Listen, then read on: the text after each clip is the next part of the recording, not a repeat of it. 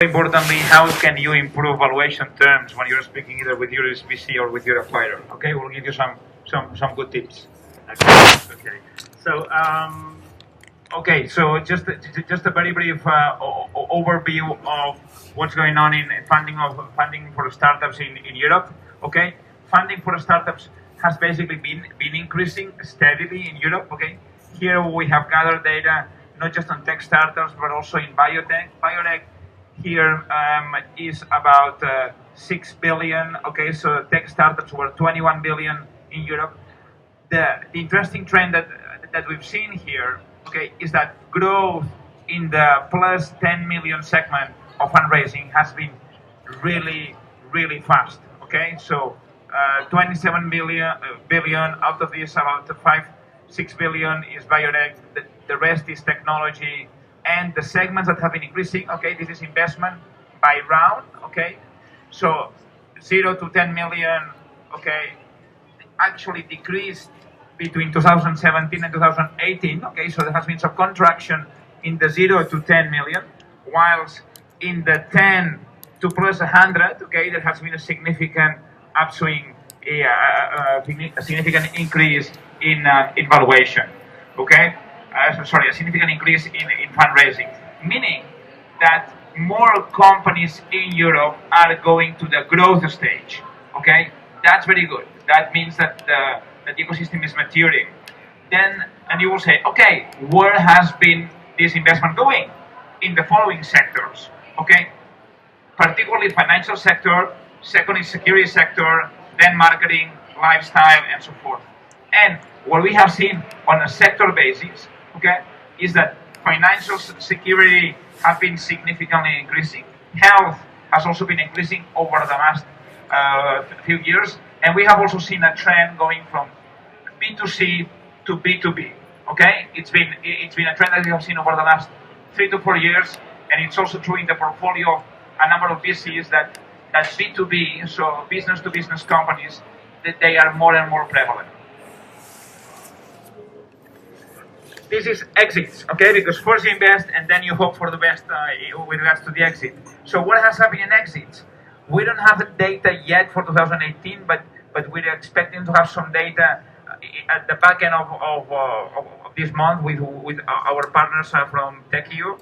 Okay, but this is data that we have gathered basically from 2017. 2017, we saw a bit of a contraction, okay, with regards to exits. Okay, exits tend to be highly volatile.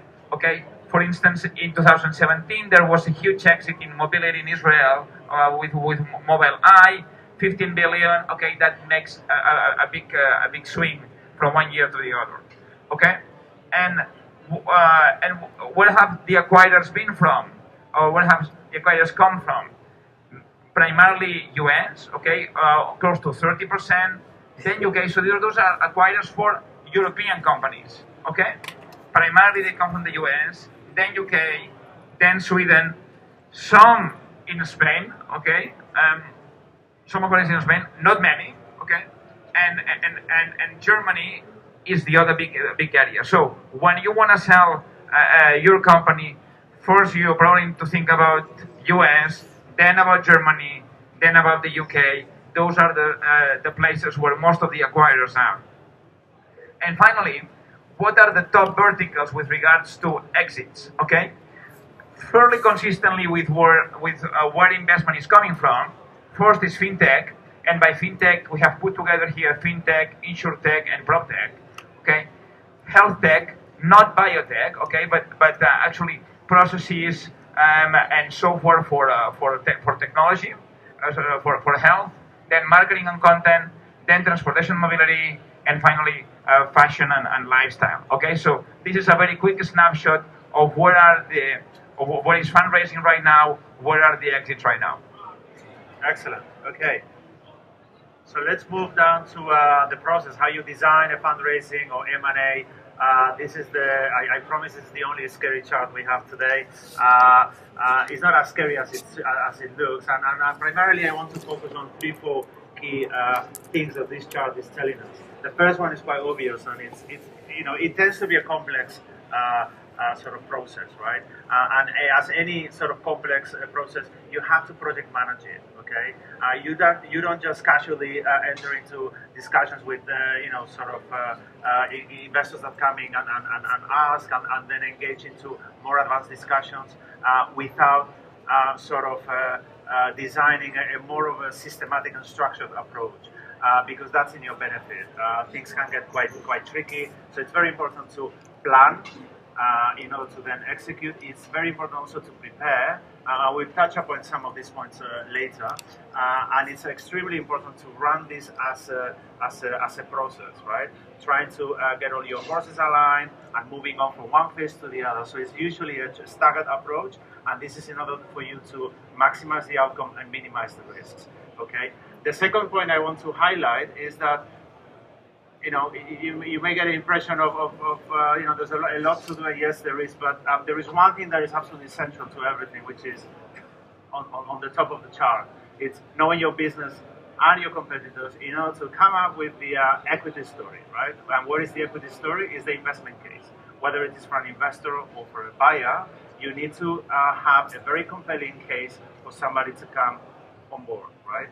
And it's extremely important in this context to obviously know your customer, know your competition, know yourself, know your strengths and your weaknesses, and extremely important also to work on the differential aspect of your business. What's different about what you do?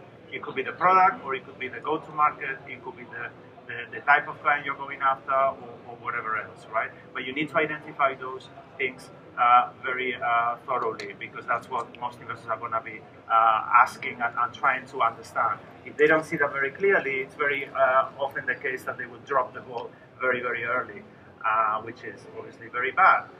So the third point I want to mention also is that, as you can see, we have defined 3 tracks here.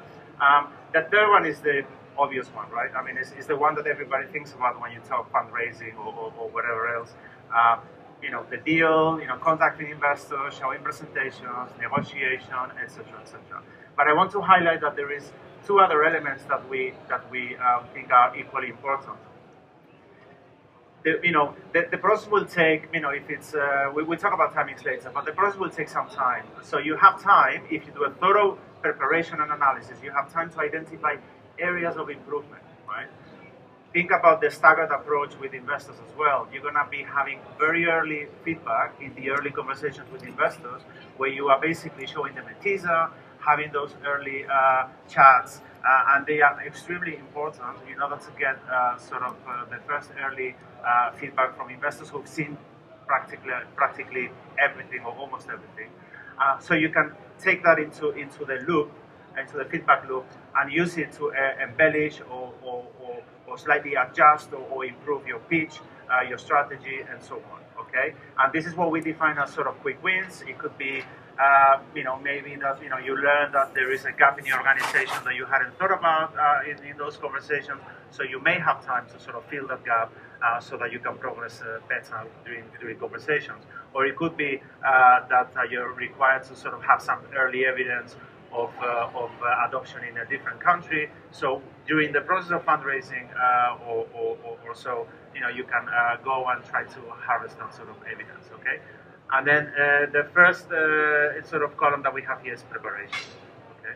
You wanted to say something? Yeah, just I mean, here within the quick wins track, it's very important that they understand, okay, so you need to do things that they understand that you will be able to win in that market, okay? That you may start in January your fundraising, you think that that needs to be concluded in May because you're running out of cash, okay? What can you do in that process, okay, to give investors more confidence, okay, that you will be able to win the market? You have the best team, you have the best product, and you have the best international proposition, okay? Yes, and then last, that column about preparation, right? I mean, that's also fairly obvious, but you'll be surprised how many entrepreneurs underestimate the time or don't put enough effort up front in order to prepare the company, look for those metrics, do all that work that you're going to have to do anyway when investors come and ask, but do it thoroughly to identify are you measuring things correctly? Do you have to measure something else, etc., etc. Two things I would like to highlight here in the context of an M&A. Sometimes it's also beneficial to have an initial phase of what we call PR roadshows or networking phase, right? And this is, in some contexts, quite useful. And what this means, what we want to say with that is that sometimes it's interesting to position your company in the potential buyer's minds in the context of, or in a context that is not an M&A, right? In a non-M&A context, basically. So this means that you can sort of reach out to investors in the context of conferences or commercial conversations and so on, in order to discuss potential collaborations or commercial partnerships and so on, so that they get to know you. The business lines and the operation guys in the potential target acquirer can get to know the company and the team. So that gives you the advantage of entering the interesting conversations, talking about product, talking about skills, talking about the team, talking about execution, which is the things that you really want to engage about, so that they can see that, wait a minute, these guys can collaborate with us, or actually what they're doing is actually really, really interesting for us. Why don't we take that, a step further, right? And that's when potentially you can move into other types of discussions, investment, equity exchange, or a formal M&A. But before the corporate development guys, the M&A guys come in, you've already have that bond, and they've been able to see the strengths and the qualities of the company, right? And then the other important aspect in the context of either an M&A or sometimes also investors, strategic investors, is that you need to do your homework in the synergy area, right?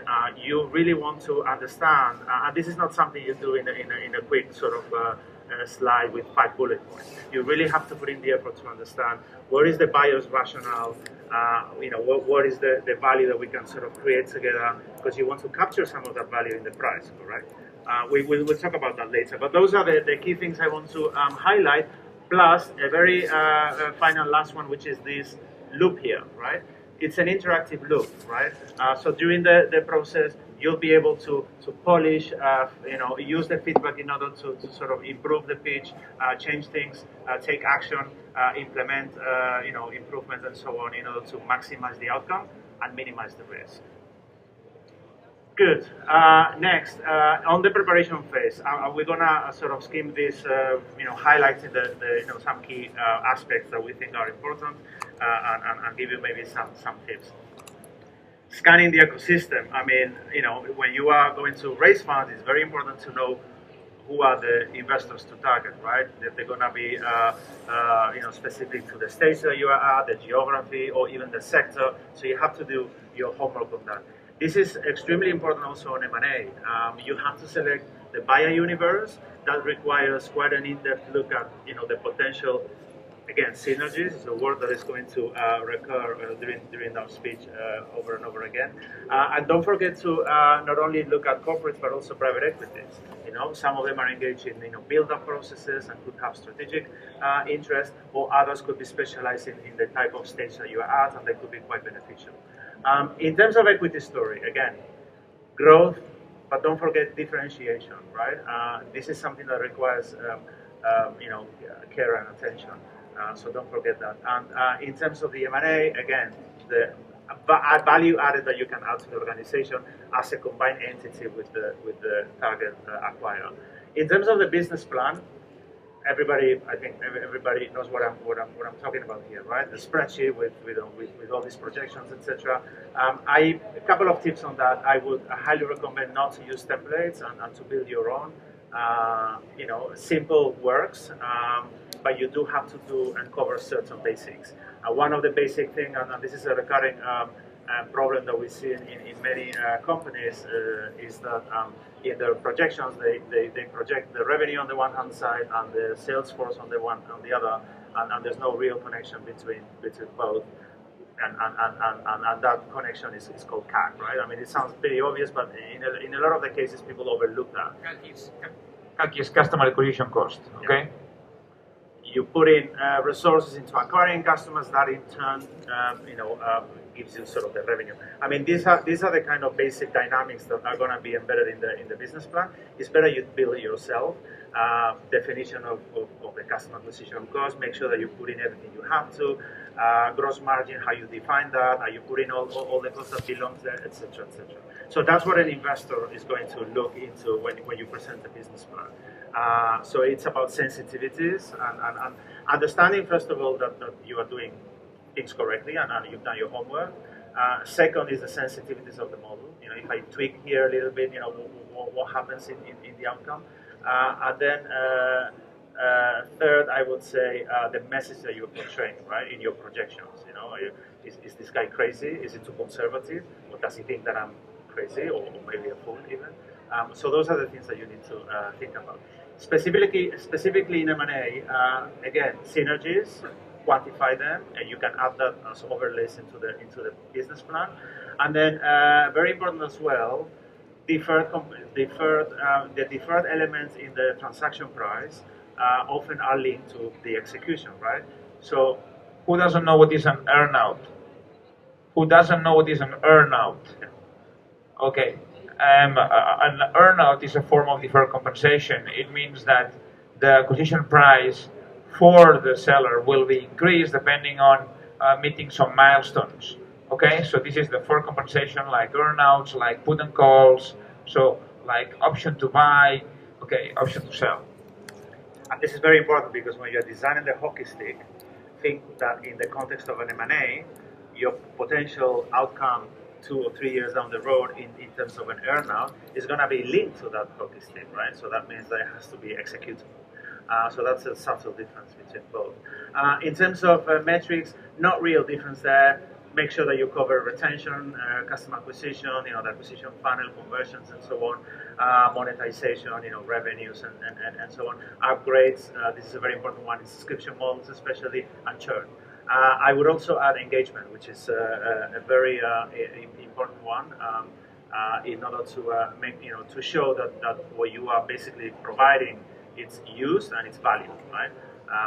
And then presentation, it's the same for both. I mean, basically, it has to be true to the brand and the vision of the company. It has to reflect the ethos even, and again, very much focus on differential value that you're providing, and be ambitious, right? Don't just tell how wonderful things are, but give them also a little bit more. Give investors and buyers a little bit about the vision and how you are going to expand the product and think about that sort of roadmap into the future. Excite them, basically. I mean, for instance, something that we see that less and less works is, hey, there's this model in the US that is phenomenal. I mean, Spain, Italy, or France, and I have decided just to copy it. Okay, I mean, copying doesn't work right now. It doesn't work in the same way it worked sort of 5 years ago. You need to add something special. You need to add something that will be more fundamental change with regards to your product, with regards to how you are targeting your customers. What are your customers? Okay, what's your real value proposition? Okay, so differentiation now is a key aspect, particularly when you want to launch or when you're launching in markets that are relatively crowded, where there's already competitors, where there's already companies that are relatively well funded, maybe not in your home country, but maybe in neighboring countries. Okay. Excellent. And then last, valuation. We'll have a chat about that later. But basically, the main difference again is the value in the company as a combination of a bigger company, right? If you're in the context of an MBA, of M&A, and then a few hints also on the execution, right? In terms of the funnel, the target funnel, either the investor funnel or buyer funnel, you have to design a pretty open funnel. I mean, conversion rates both in fundraising and M&A are pretty low. In M&A are actually even lower potentially. Because there's also conversions for investors, okay? You have conversions for your customers. Investors also have conversions, okay? So think of it as a funnel. Go back to that sort of process management, and you go wide, you give some information, and then qualify investors or buyers, and move on to the next phase, and so on gradually, sharing gradually more and more information, right? We define roughly sort of 15, 20 investors. These are qualified investors. These are investors that already have an interest. So this is not the first, 2 meetings with associates or principals, etc. This is when you are a little bit more advanced in the process. That tends to sort of work quite nicely. In terms of M&A, as I said, typically you have to expand the funnel a little bit wider.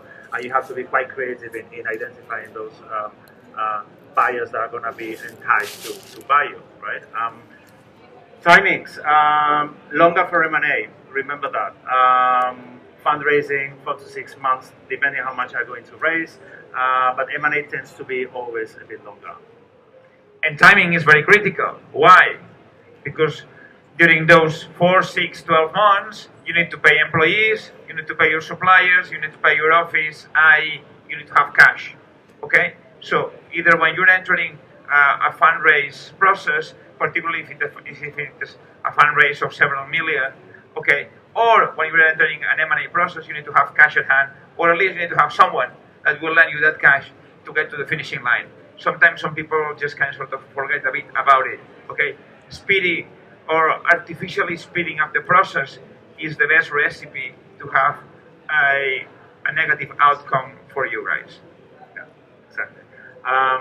If you are wary of cash and you're not sure whether you're going to be able to raise your next round, or rather you're not sure whether that's the right thing for you to do, and maybe you should be exploring an M&A, there's another possibility, which is a dual track. So you can run both in parallel. It tends to be a little bit more complex, but it's doable. At some point you're going to have to sort of make the decision, but at least you save a little bit of time and money. Terms. I mean, obviously term sheets look quite different, but there's a lot of things that are there. Valuation, how much money is being invested in the business, the cash in component. In terms of fundraising, then you're going to be discussing liquidation preferences, board seats, the whole corporate governance. So don't look at only the economical aspects, look at the governance aspect as well. And I would also add to that, in fundraising, which is extremely important, don't go for light term sheets. Some investors tend to favor a 2-page term sheet with price and the key sort of economic terms and a few other sort of vague bullet points. That is not good for you, because the moment you sign a term sheet, which usually comes with exclusivity, you're shifting the power to the investors, right? So you want to negotiate as much as possible before you sign the term sheet. So bring into the term sheet all those important aspects, not just price and cap table topics, but look at the corporate governance, look at the reserve matters, reps and warranties, bad lever, good lever, all those sort of standard clauses that are important to you. Founder compensation or management compensation also part of it sometimes, okay? So 1-page term sheets are dangerously simple, okay? Just because you don't know what's behind that. And usually the term sheet ends with a clause that is called exclusivity, okay? And exclusivity means that for a certain amount of time, you will not be able to speak with anyone else but the investor that you have signed the term sheet with, okay? So it is important that the terms are laid out. I mean, with Encomenda, we work hard so that everybody understands, okay, what are they signing up for, okay? And we want you, or we want the entrepreneur, or we want the next investor that is going to invest in the companies, okay, to have the best possible lawyer, okay?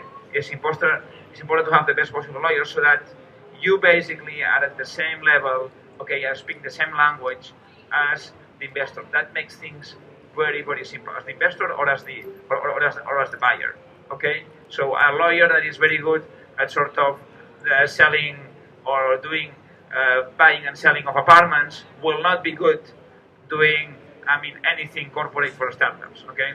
You need to ask, hey, how many startups, how many M&A of startups have you done? How many fundraisings have you done for the last year, not in the last 20, okay? Yes, and on the M&A term sheets, typical term sheets, a couple of other things to consider. Obviously, is it a partial exit or is it a total exit? Sometimes it's a partial exit with a significant stake with a path to control. If you're talking to, with a corporate investor that is coming in with a big check, the conversation is not just an investment conversation. It's more similar sort of to an M&A because they're a corporate. So they, if they bring in elements of call options and so on, you have to protect yourself with put options and so on.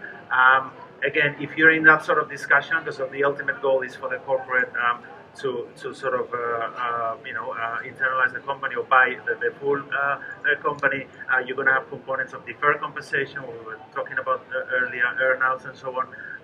So those are sort of some of the differences.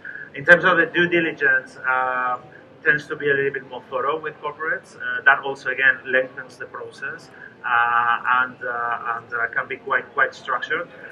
Having prepared a lot of the stuff previously obviously helps. And then last post closing, prior to diligence, there's a process that is that is good to go through, which is cleaning process. Okay, cleaning process means sometimes there may be some loans that the company has done to a founder. There may be something that the founder just hired an intern but didn't do a proper contract. Please clean that mess, because that's very annoying. Okay, after sort of, when you're looking at an M&A prospect, okay, you will probably have sort of significant diminish of your either if it is an M&A of your price or of your valuation with other people. Okay, so be cognizant of the things that you're not doing right. If you are 100% owner of the company, well, you can sort of do some shortcuts afterwards.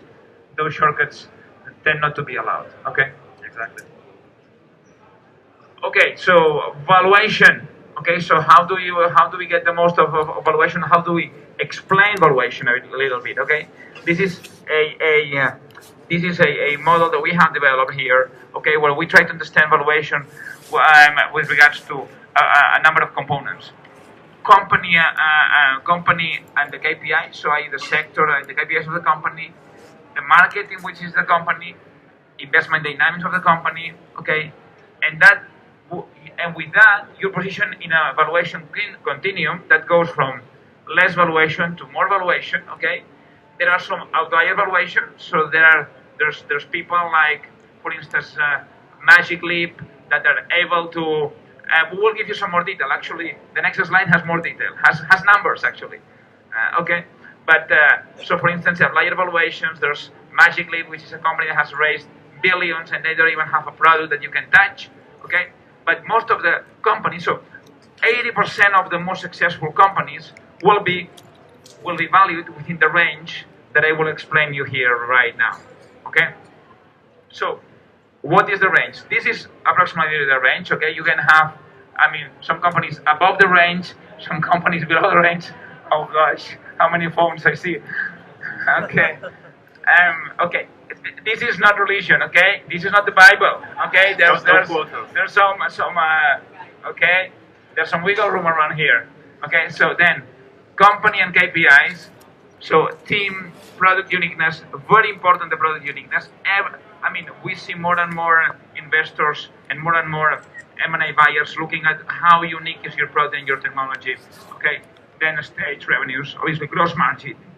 Gross margin, very important in marketplaces, for instance. Having a gross margin of 20% or of 5% makes a huge difference on valuation. So when you're setting up your margin, just be cognizant of that. Any marketplace with a margin below 10% it's gonna have hard time. Okay, churn with regards. Churn in SaaS tends to be churn of clients in SaaS. Ideally is below 3 to 4%. Okay, churn of revenue in SaaS ideally is negative. Okay, cash required for the next 12 to 18 months. So, for instance, a company that is burning cash as if there was no tomorrow, okay, it will probably have a lower valuation, or at least it may attract less investors than another company that is more cash efficient. Okay, so the cash efficiency component is very important here. Then market. Okay, do you have an attractive home market, or you don't have an attractive home market? Okay, are there any Italians here? Okay, that's great. Listen, Italy is starting to be a more attractive home market. Actually, Italy just got 2 weeks ago the first Series A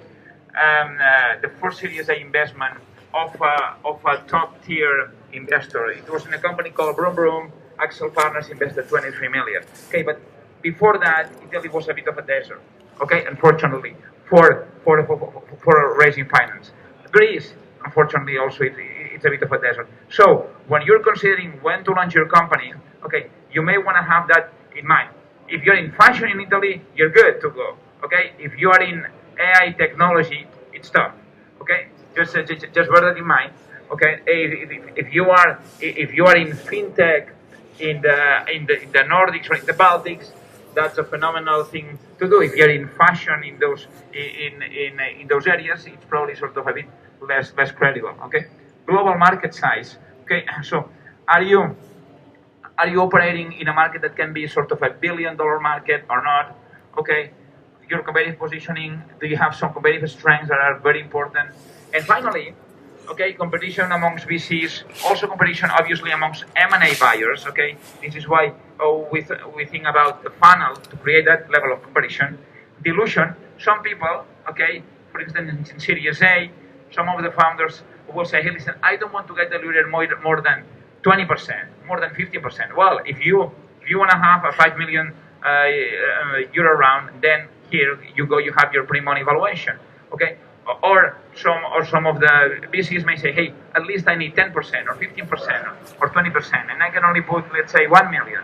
So here you have also a valuation gap.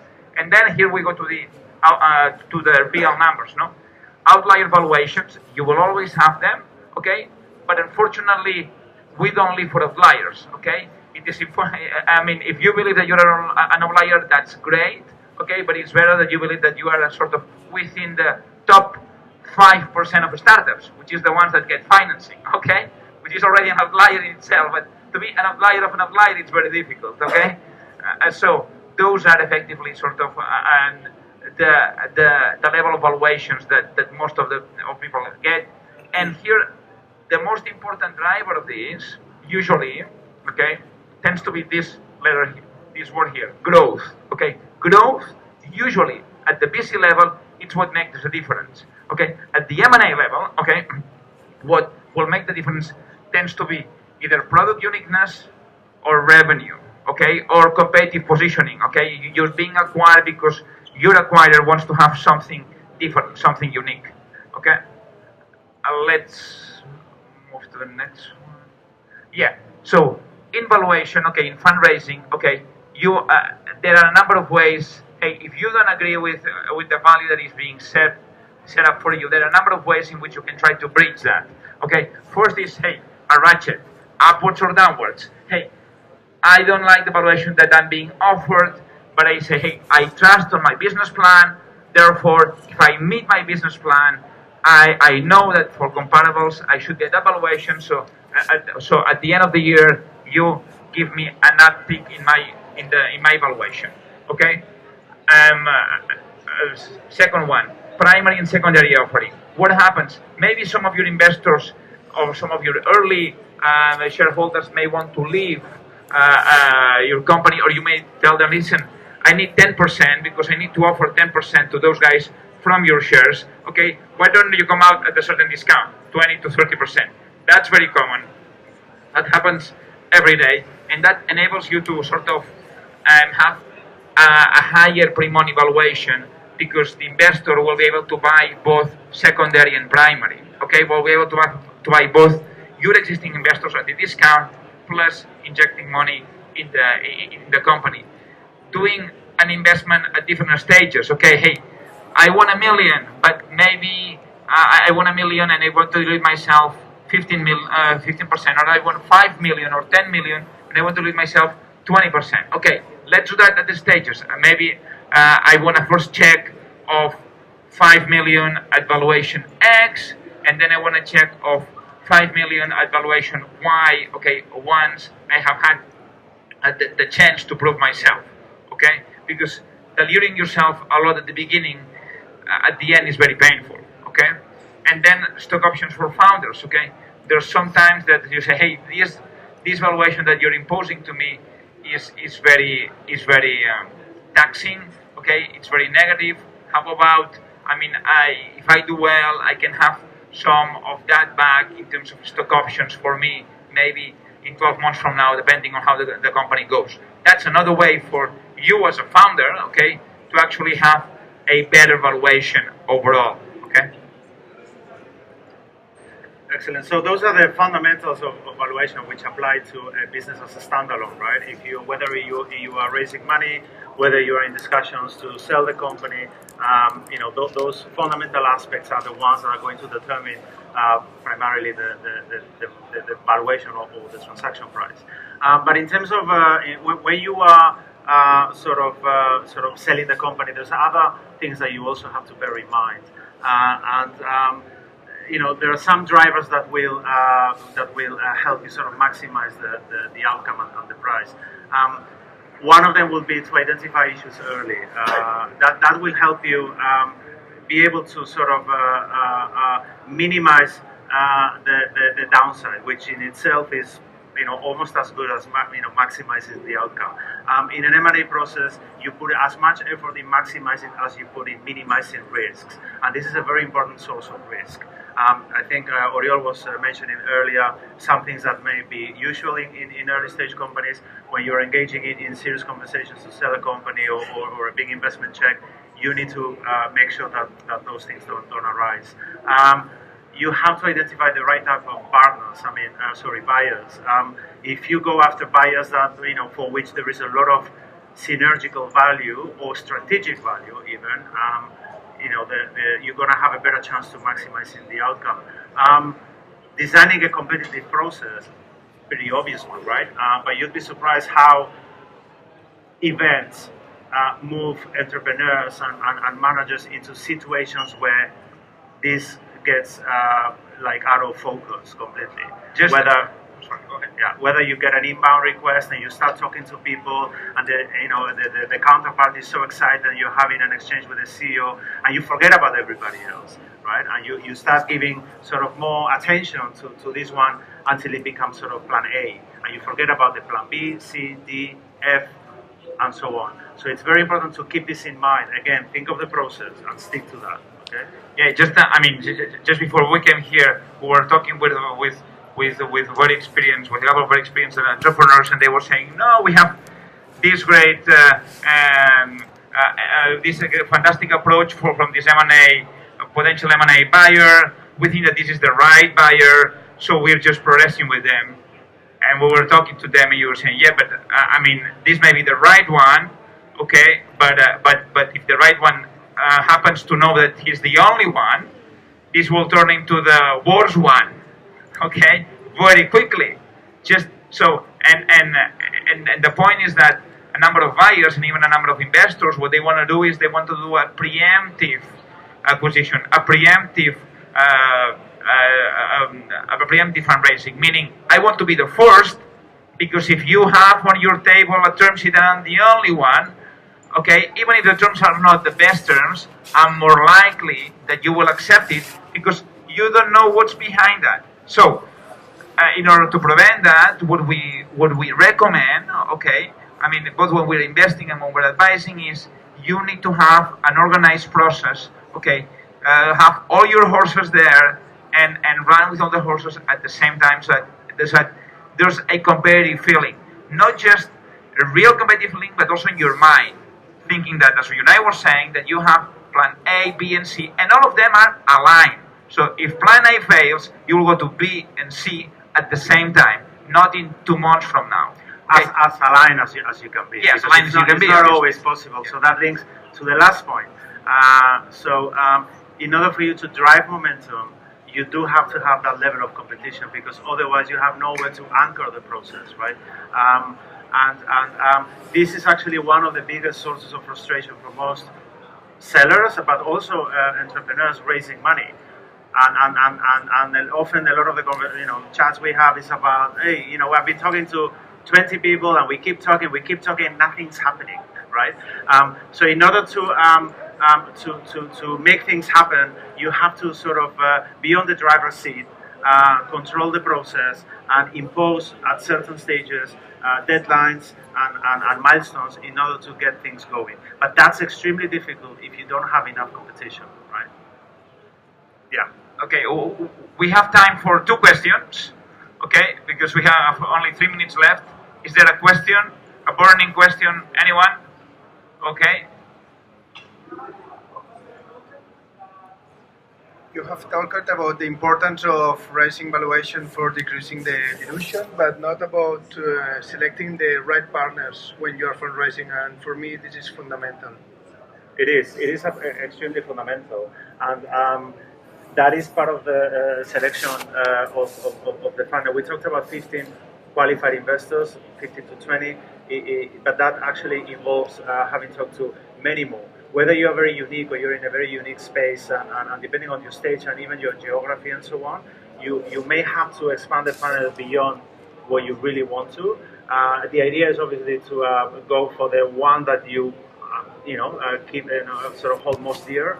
But that may not be always possible. So that's why you have to open the funnel as much as possible. Conversion rates tend to be I mean, absolutely. And actually, I would say, when we have talked about the due diligence, you need to do due diligence on your investor. You need to do due diligence on your M&A prospects, okay, in order to find fit with anyone that wants to be your partner, okay. That's most important, and certainly price is not the only criteria. Correct. Something, another burning question or a burning comment? No? Yeah? Just a follow-up on what you just said about doing due diligence on your potential investors. Do you guys have a template? Because sometimes it's easily said than done when you're the small guy asking big guys, investors, questions. Do you guys have a template or the type of questions you can ask? Just to take me through the process of the due diligence. We don't have any template, unfortunately, but the type of questions you will ask are sometimes relatively natural. You want to have a two-way conversation, and I would encourage you all to have that two-way conversation very early on. When they're asking about what's your strategy, what's your thoughts, what's your differentiation, ask them back. What do you think about this? What else have you seen elsewhere, etc. That will help you understand how he's thinking. And then the other very important source of intel is talk to the portfolio companies. Yeah, that's super important. I mean, you should not accept investment or an M&A without having learned, okay, what that organization would do, okay, with you once you are either invested or once you are within the organization, okay? So it is important to understand, I mean, any other examples that there are out there, okay? So listen, guys, thanks a lot for being here. It's been a pleasure, and we'll be a few minutes